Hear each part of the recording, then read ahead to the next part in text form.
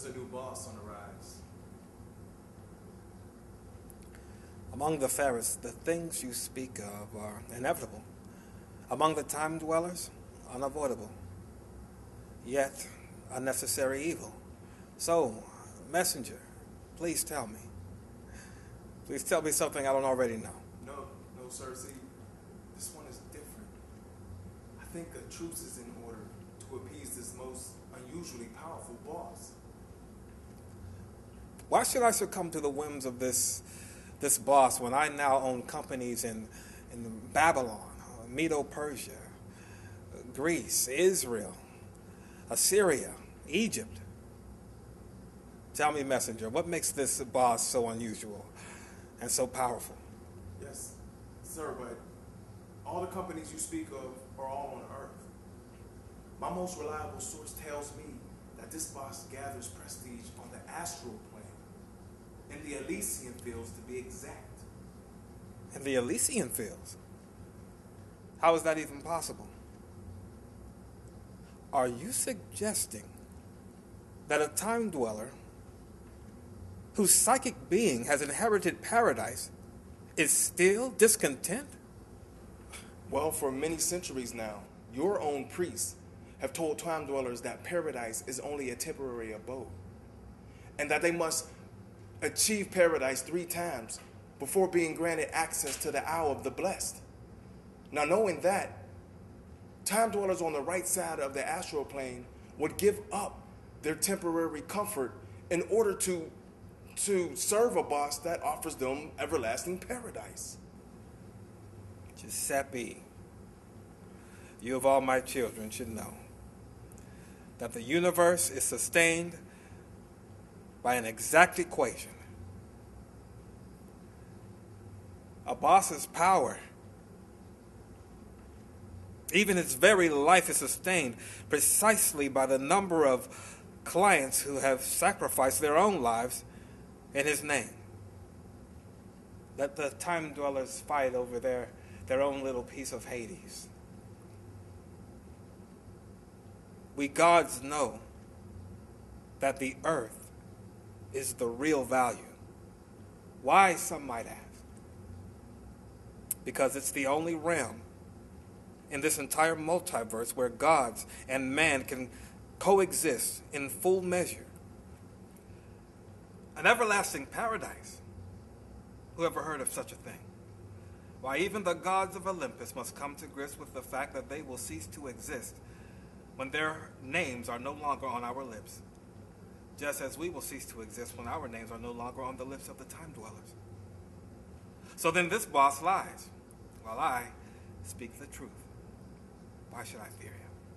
But what if he doesn't lie? You are a ferret, Giuseppe Jones.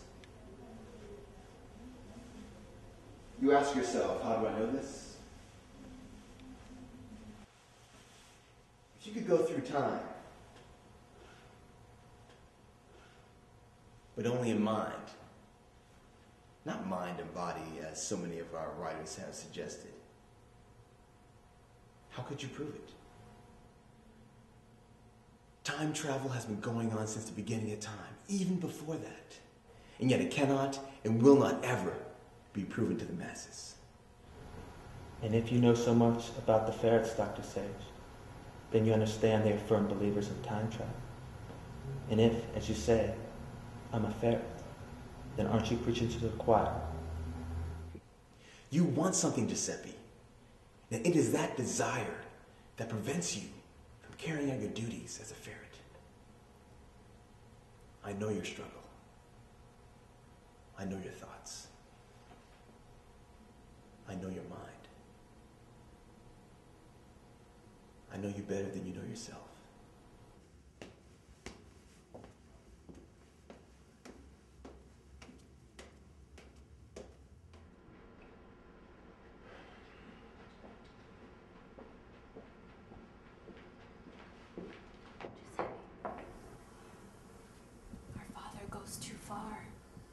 You know it is unwise to speak of our employer in such ways. Perhaps it is. Perhaps it's not. So tell me of this unknown God, brother. Tell me all that you know. Spare no details.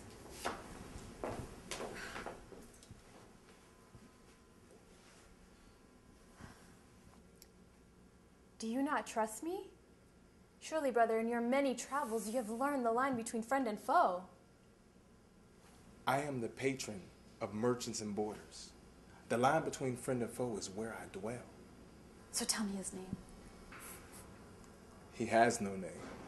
But I don't understand.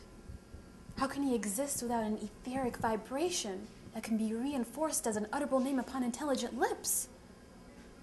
Now perhaps I too share in our father's skepticism. Or perhaps not. But if this God doesn't seek honor for himself, then for what God is he seeking honor, and to what extent? For gods don't desire wisdom because they're gods precisely because of the wisdom they've already acquired. And they don't seek wealth. Only time dwellers seek such things. Gods desire only that which can be fit, formed, and fashioned in their image, making one silver coin with my insignia more valuable to me than an entire chest of gold. Why, even on the astral plane, they can live as kings and queens, being able to travel back and forth between Earth and Hades as they choose. Nothing is better than a statue in my honor, a city for which I am named, or even more precious, a king who does my will. Why should I fear Medusa for turning men's bodies into stone at the edge of the river Styx, when it was under my authority that she was cursed in the first place for defiling my temple with Poseidon? The gods are loyal to Zeus because they fear Tartarus. And they know too much, so they can't live as time dwellers, because they could easily stir up rebellions which could cause Zeus to lose thousands, if not millions, of mortal clients. But why choose rivalry with Zeus when it is alliance that yields the most clients, and thus the most longest and prestigious existence within the hearts of men? Yes, the hearts of men. Where all, whether boss, ferret, time dweller, or god, are destined to spend their eternity. If only mortals knew that Olympus resided in their hearts and not on rocky slopes. What does this God presume to know that none of my brothers or sisters, aunts and uncles seem to know? That you, brother, have come to learn in your many travels and missions, which now I am beginning to suspect. As for rivalry with Zeus, these two I do know for certain, both you and my father.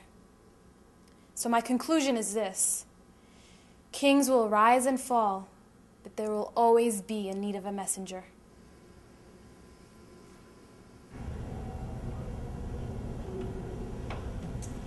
How is that possible? I'll show you how. What is it? It is what you want, what you seek. Go ahead. Open it. But be warned, once you open these pages, there's no turning back. Let go of me. Where's Jason? Carmen told me he's in danger. Soon, he will be set free. You and I both know you can do nothing more for him. Look, if you don't tell me where he's at, I'll find him myself. You already know where he is. Sean, what you're about to do quickly.